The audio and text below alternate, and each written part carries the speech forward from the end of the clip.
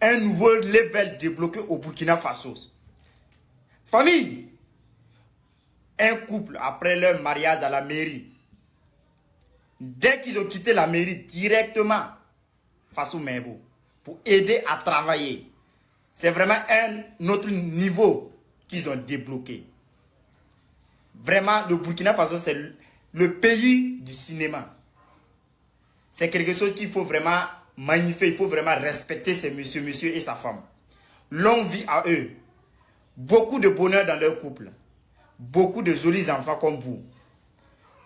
Et aussi, monsieur Yacouba Zalé, PDG de l'entreprise Sanuso, décide aujourd'hui même d'offrir 5 tonnes de ciment à l'initiative présidentielle Faso Mebo.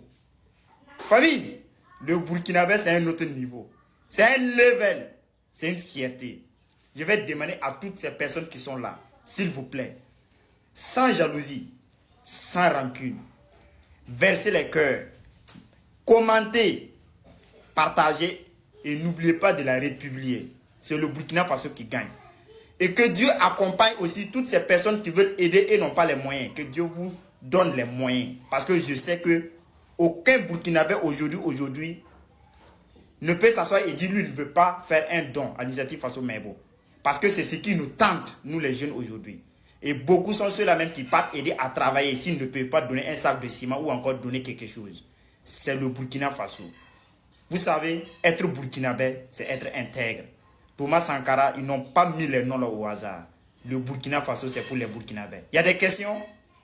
Une nouvelle étape franchie pour la construction des centrales nucléaires au Burkina Faso, signée entre la Russie et le Burkina Faso. Oui, l'accord intergouvernemental signé avec la Russie pour la construction des centrales nucléaires civiles pacifiques au Burkina Faso. La famille, regardez les mots utilisés. Beaucoup de gens ne comprennent pas. Parce que pourquoi ils sont en train de vouloir attaquer l'Iran? Parce que l'Iran veut construire une centrale nucléaire et militaire. Voilà pourquoi ils sont en train de les attaquer. Et vous savez que quand tu as une centrale nucléaire civile, pour passer des centrales nucléaires civiles à armement, ça ne tient qu'un petit bout de fil. Voilà pourquoi certaines personnes ne comprennent pas. Quand nous, on publie des vidéos sur Israël et puis l'Iran, les gens ils viennent nous dire non, parlez-nous de l'AUS, ça ne nous intéresse pas. Mais parce que vous n'avez pas compris, ça nous intéresse. Parce que l'Iran est en train de développer son centrale nucléaire et militaire. Les gens ils sont en train de parler. Et nous, c'est pour ça en fait que vous voyez les accords que les pays de l'AUS est en train de signer avec la Russie. On précise, il y a des mots qui sont importants dedans. On nous dit la construction d'un centrale nucléaire civile et pacifique. Pour ne pas que demain, ils vont venir nous dire que oui, vous êtes en train de développer tant. Donc, voilà pourquoi en fait que nous parlons, mais vous ne comprenez pas. Voilà pourquoi vous dites en fait que ça ne nous intéresse pas ou ça ne nous regarde pas. Ça nous regarde. Oui, ça nous regarde. Merci beaucoup. Cette vidéo est importante. Partagez-la massivement pour que tout le monde puisse comprendre les enjeux. Merci. Parfois, vous passez, vous voyez des véhicules qui sont coincés sous des échangeurs, mais on se demande comment ça se passe. Même au niveau d'un carrefour, vous allez voir un véhicule qui est là, qui n'arrive pas à circuler et qui bloque toute la circulation. Tout ça, nous allons mettre fin à ça. Voilà. Ceux qui ont les véhicules longs et qui ne vont pas respecter les normes que nous allons édicter, ils n'ont qu'à commencer à chercher des soudeurs pour couper ces véhicules-là. Voilà. Ceux aussi qui ont des essieux multiples là, ils n'ont qu'à commencer à chercher, je ne sais pas si c'est des soudeurs ou bien c'est qui, ils n'ont qu'à commencer à démonter ça. Il n'est plus question que nous voyons des hors gabarits ou bien des véhicules de 22 mètres ou des véhicules de plus de 100 tonnes sur nos routes. Alors, nous avons échangé, nous leur avons dit ce que nous avons arrêté aujourd'hui, nous allons l'appliquer et ce, dès maintenant. Outre la lutte contre les surcharges, la question de l'entretien et de la construction des routes sera aussi abordée à cette rencontre d'information et de sensibilisation. Sur plus de 15 000 km de routes bitumées au Burkina Faso, seulement 4 000 ont été réalisées. Il faut donc impérativement prendre soin de ce patrimoine car les routes coûtent cher selon Mahamadou Sana. Les bitumes coûtent très cher. Voilà. Quand vous prenez les bitumes hors agglomération, nous sommes à 500 millions de kilomètres. Et en agglomération, nous sommes à 750 millions de kilomètres. Mais l'autre aspect, c'est que ce qui existe déjà, les routes qui existent déjà, il va falloir que les acteurs prennent soin de ces routes. Et prendre soin de ces routes, c'est quoi?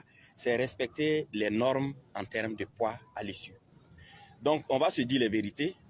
On va s'entendre sur un certain nombre de normes. Nous allons les dicter dès aujourd'hui.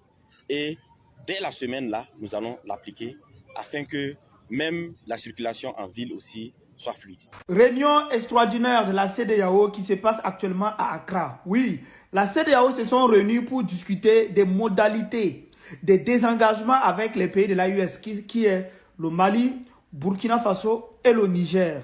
La CEDEAO se sont réunis actuellement, ils sont à Accra pour réunion ministérielle des pays de la CEDEAO pour discuter comment on va faire pour travailler avec les pays de l'AES. Parce qu'ils ont toujours les structures qui est dans les pays de l'AES. Donc, ils veulent travailler pour comprendre comment ils vont faire, pour trouver une solution pour le désengagement avec les pays de l'AES. En tout cas, nous, on sait que tout est acté. Nous, on n'a plus rien à dire avec cette organisation.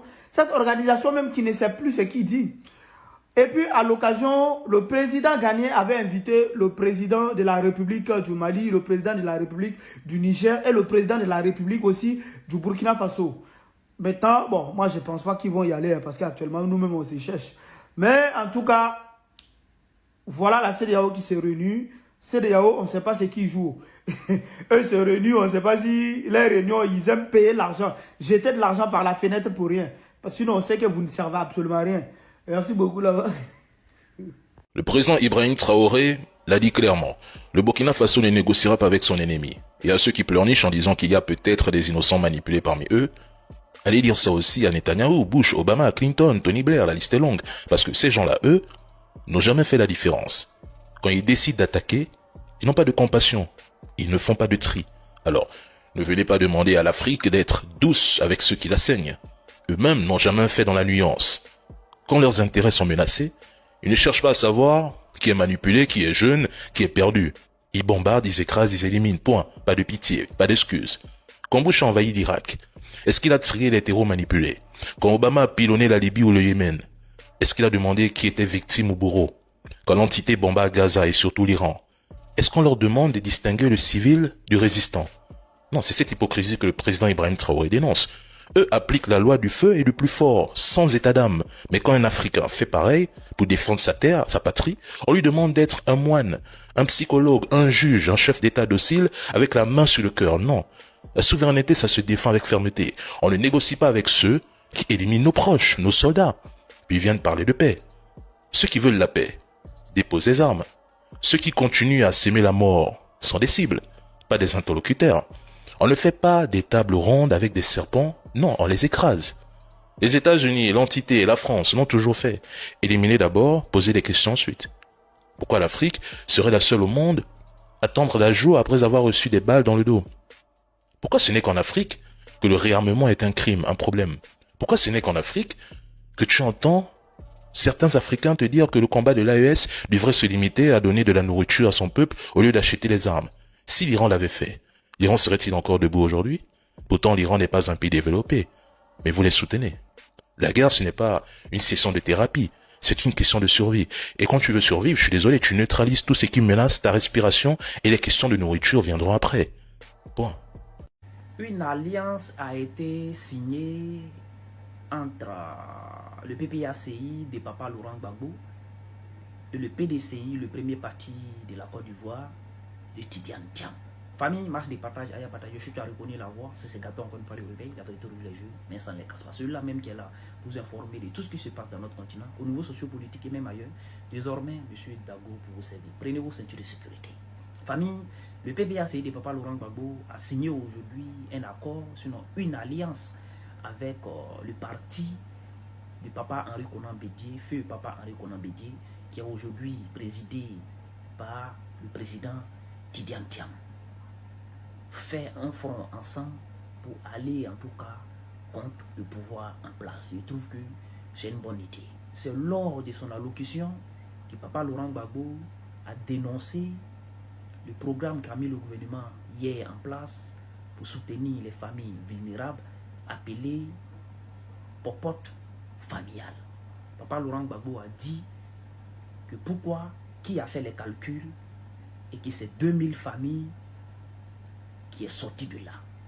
Papa Laurent Gbagbo dit il y a tellement de pauvreté, il y a des gens qui n'arrivent pas à manger et que dans toute cette Côte d'Ivoire que nous connaissons tous, c'est 2000 familles qui sont sorties, qui est sorti de là. Papa Laurent Gbagbo en tout cas a dénoncé cela. Donc c'est lors de son allocution que moi j'ai appris que le tonton qui a été arrêté, Joël Nguessan, est allé en tout cas témoigner contre lui à la CPI. Sinon moi-même je ne savais pas. En tout cas, bonne nuit à tous et puis que la paix du Seigneur soit avec nous. Dans 5 ans, le Burkina Faso va changer de visage.